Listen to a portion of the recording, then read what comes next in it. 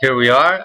Just got the game going, playing with Gudmundur Kjartansson from Iceland.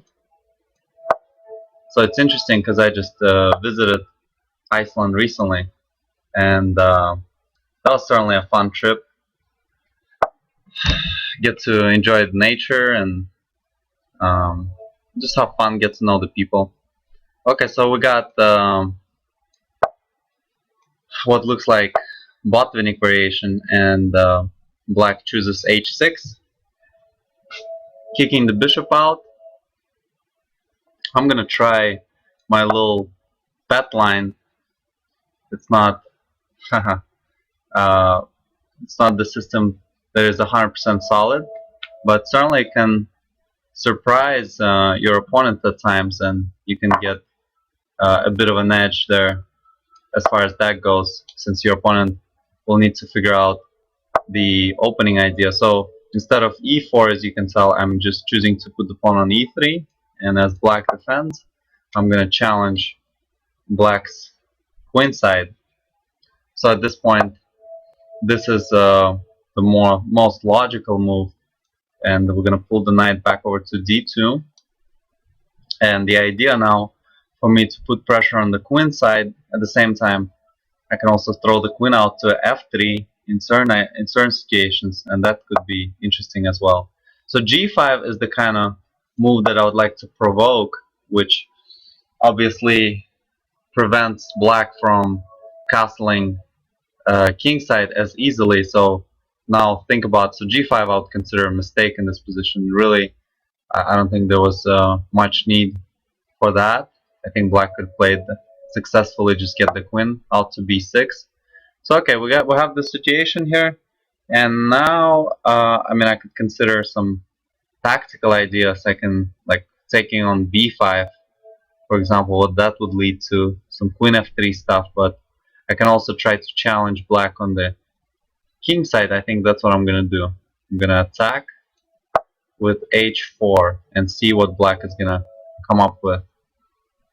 I would imagine black is gonna either push the pawn forward or play rook g8. And if black plays rook g8, then I get to open the h file for free. And if g4 is played, now I can attack that pawn on g4. I don't think black is going to care much about defending that pawn on g4, but I can still attack it and pick it up. So let's see if I can develop my bishop here real quick. I think that would probably be the best idea for me. I want to castle as soon as I can. Well, look, black also has knight h5 in certain situations, but I don't think it's too much trouble for me at this point. So this is exactly what I wanted. Black spending time to defend, and that's great for me. So now I can put pressure on that h6 pawn. I can get my king out of the way. So that's what I'm tempted to do, actually. And this will create a threat out there on the queen side, but I think I want to take here first. So this forces black to recapture on c3, which I think my opponent just blundered. This will end up pretty badly for black. He had to take on c3 first, and I would have recaptured and would have played the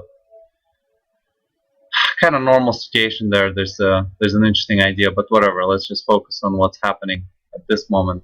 Since black can play knight to e4 and create some trouble for me that way, I certainly can make a fork there on c7, but if knight e4 is played, then forget about the fork. I'm going to need to focus on what's happening there, right next to my king. So yeah, knight e4 is certainly a strong idea. So I'll see what I'm going to come up with against that. So maybe there was a bit of a premature assessment on my part, the fact that black blundered. So let's see what I can come up with at this point. I can certainly just pull the knight back. I think that's what I'm going to do right now. And black certainly does have the opportunity to pick up the bishop on g3. I think that's what he's going to do.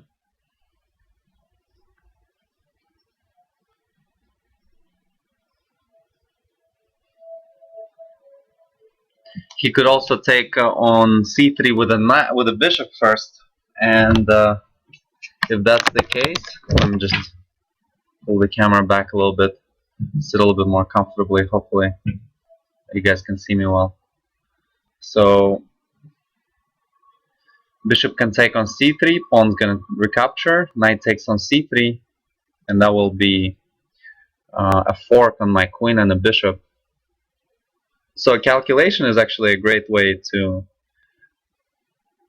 improve your blindfold chess, and actually your over the board chess, period.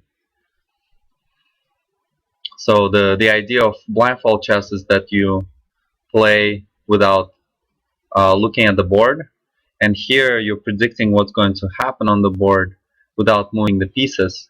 So that's kind of cool to train your blindfold chess vision. So all I can do is just pick up the knight at this point, and now I want to get my king out of the way as soon as I can. So I have the option of playing rook g1 or rook h2. So rook h2, I feel just a little bit. Okay, I can also play queen a4 check. I think that's what I'm going to do right now. So what's the point of playing queen a4? Well, it forces the knight to come out to c6. And if knight goes to c6, then I can attack the bishop over on g2, and black is gonna lose. Black is gonna lose because he won't be able to get the bishop in a position where it's still gonna be defending the knight and won't be vulnerable to my attack. So it looks like he's gonna have to pull the bishop back. Okay, this is not a great option. So okay, so but now I certainly don't have to do anything with the queen, at least for a move here. I can just go ahead and attack the bishop. Oh, I think he just I keep thinking he just blundered. Actually, he didn't blunder, but certainly I do have a lot of great opportunities. I think I'm gonna stick with a simple idea. Just move my rook, attack the bishop. I could also get a little complicated here with my ideas here, and just take on b4, and as bishop recaptures on h1, I can pick up the pawn on c4 and then try to infiltrate his ranks. But let's just keep it nice and simple and just play rook h2, hit the bishop, and he's gonna have to capture on c3, take my knight on c3. So this way we're actually gonna keep even material.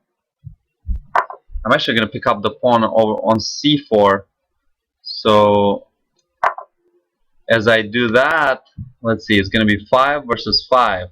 So it'll be equal material, so I kind of decided to take it safe on my part. I could have sacked an exchange there, certainly. So this is, finally, I think he might have blundered here. So let's see, knight takes, pawn takes, bishop takes f3. He's going to take the pawn on g3. I think I can win an exchange here is what it is. Let's take. So he should have played bishop c6, I believe. So now how is he gonna save the rook, right? So this was maybe owing to the opening choice. So yeah, here he blundered once again, I think, because now I can just take the rook, and if he makes a check on g1, I can just move my king, and that's not gonna be a big deal at all. Yep, and just king f2. I think this gets the job done.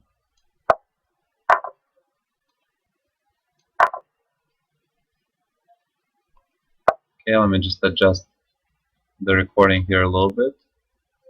Okay, so this should be easy for me. I can just adjust the rook. I can make a check first. I don't think check is going to do anything decisive. So I think black is about to resign here. So okay, so let's go ahead and continue. Won the first game, and we're now playing the second game.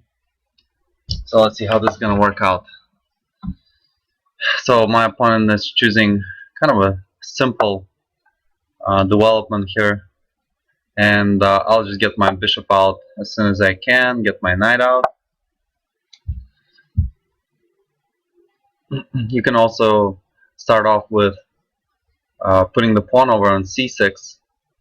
So if you put the pawn on c6, then it'll certainly block off that bishop on g2 real nicely. At this point I can trade the bishop for the knight, or I can just pull back, which is what I choose to do. The system that my opponent chooses for white is could be practical in certain cases because you don't have to know quite that much to be able to play it. But on the other hand, it's obviously a little bit easy for your opponent as well, since your opponent doesn't have to know as much, doesn't get as much of a challenge in the opening as well. So all I have to do is just set up a nice solid structure. All of my pieces have a nice way of developing. So this makes it easy for me playing for black. So just to say a couple of things about my opponent here is a grandmaster from Iceland, or to be a grandmaster. Gudmundur just missing a couple rating points. So interesting thing about um, becoming a grandmaster in Iceland, I think you get a stipend, like a scholarship of about say $1,500 or something. And I don't think you have to necessarily do that much. Maybe play a few chess tournaments, but certainly if you are a serious grandmaster, then this will help you in your career to get your chess to the next level. So at this point, I have the option of playing simple. Since I'm ahead in the match, I think I'm going to try to do exactly that. I'm trading on c4. I'm going to trade on f3. And the idea being that if bishop picks it up, then I can jump with my knight over to e5 and then attack the bishop, and at the same time offer to trade queens. Understandably so, my opponent just picks up with a pawn, and here I can think in terms of the pawn structure, where I want or the piece development, and where I'd like to put my pieces. Really, I was thinking about maybe pushing the pawn over to e5 for a moment, but that would be certainly an option if he pushes forward with f5. I could just play this game very simply. I think that's what I'm kind of tempted to do, but actually I do want to put the bishop on c5. Looks a little bit nicer that way. If he tries to attack my bishop, that's okay. I can just pull it back. But for now, I would rather see my bishop over in c5. So what I was talking about, the pawn on e6, is I was kind of envisioned the situation already. And as he pushes forward with f5, I'm actually just tempted to, instead of picking up that pawn, which I think is not a big deal. I kind of like almost feel like taking this pawn. Yeah, I feel like taking this pawn really. I don't think he's going to get that much for it. And here I could, as he makes a check, which makes a lot of sense, I can, there's a couple things I can do actually. I can block with my knight, jump over to e4, or I can just pull my king away. So that's what I'm going to do, I think. The pawn on f5 is actually very nice. And I think, yeah, definitely white is getting some compensation, but I don't really think it's enough. So queen c2, and now white is going to get what he was dreaming about, is weaken that f5. So once again, I do have that knight e4 idea. Then trade the bishops that way. Then I can play knight f6, so I can give some stuff back. You see, once you accept the sacrifice, you don't have to suffer for it the rest of the game. You can actually give it back. So this is pretty logical. This is what I saw, and I actually wasn't too unhappy, except for that bishop is going to be certainly a big player in the game. He's not going to be training my bishop once I pull it back to f8. I wonder if I should do it right away. I think I should. Just going to pull the bishop back, and if he trades, then I feel like I'm just way ahead here, because look, if all he's got left is that bishop on g2, I have all my pawns on the light squares, so I should have a significant edge, and really whatever advantage he can generate immediately is not going to matter that much. Really, the issue right now is that he's going to play bishop to f4, and in that case there's a really consistent pressure happening in my position, and here I'm almost starting to regret. Okay, so bishop e3 doesn't quite have the same effect, but let's see what I can come up with here. I think I'm going to push this pawn over to h5, try to generate some counterplay here. I really don't think bishop e3 is such a great idea. And here, look, I can start me off with knight g4, put a little pressure that way, and pull the knight back over to c5, bishop over back to c5. I can play bishop c5 right now. That looks like a decent idea.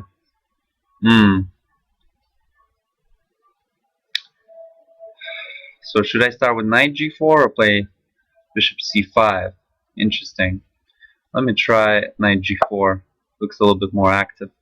And really, if he attacks, I'm thinking about playing f6 if he plays bishop g5, attacking my queen. It will look a little strange, but hopefully it will be good enough for me to... Okay, so I was going to say generate some counterplay. So here, I don't mind trading these bishops at all. That's what I was saying. Now the question is, should I try bishop c5, which is a little bit more imaginative, and try to put a little pressure that way? I think that's what I'm going to do.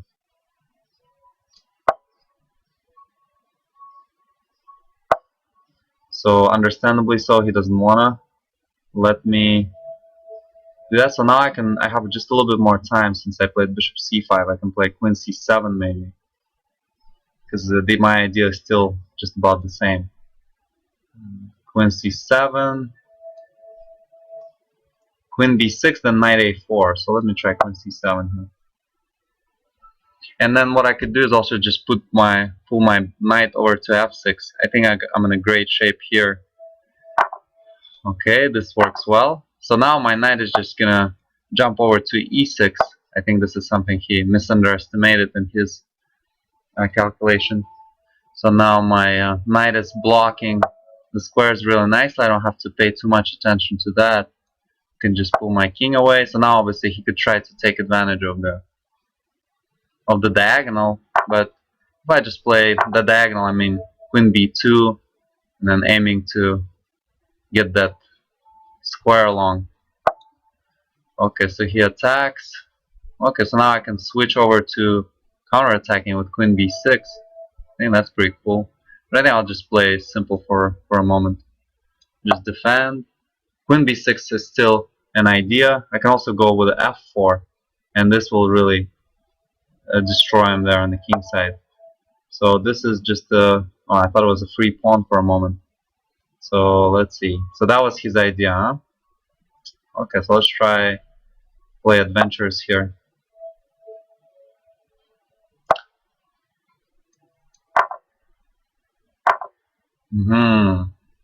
Okay, so I don't mind. I guess I need to get my rook out of the way.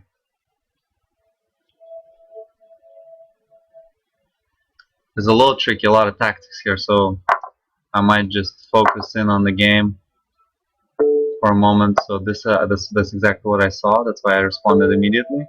And now I have to pull my king back. And now if he plays queen d2, then I have rook d8. Queen d3, then I have rook d8. Same thing. So yeah, this is... I can play queen c6. I can play e4 maybe. I don't know if that's such a great idea. I'll just take on d7. I don't think he has much going on here.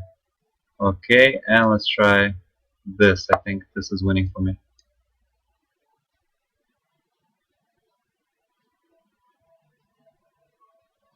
Yeah, he cannot do much in terms of attack, and if I get that pawn, okay, so this is a bluff, is what I think.